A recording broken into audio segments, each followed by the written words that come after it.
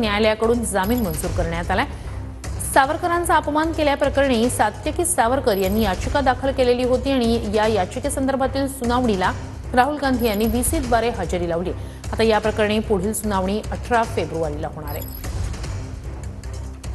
तुम्ही याचिका दाखल केलेली होती, सावरकरांचा अवमान केल्या प्रकरणाच्या विरोधामध्ये ही याचिका होती।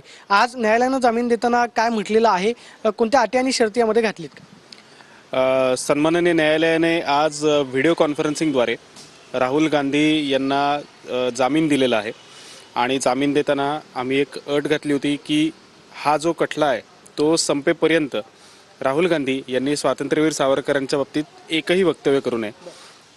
ती अट घातल्यानंतरच त्यांना जामीन देण्यात यावा, तर ती अट सन्माननीय न्यायालयाने मान्य केलेली आहे आणि व्हिडिओ कॉन्फरन्सिंगद्वारे राहुल गांधींना जामीन देण्यात आलेला आहे। सत्र न्यायालयात जर आव्हान दिलं गेलं, त्याच्यानंतर जिल्हा न्यायालयात जर आमचं म्हणणं धुडकावून लावलं तर नक्कीच उच्च न्यायालय आणि सर्वोच्च न्यायालयात जायला लागलं तरी देखील आमची जायची तयारी आहे, कारण या देशात न्यायपालिकेपेक्षा कुठलीही व्यक्ती ही मोठी नाही आहे हे याद्वारे सिद्ध होईल।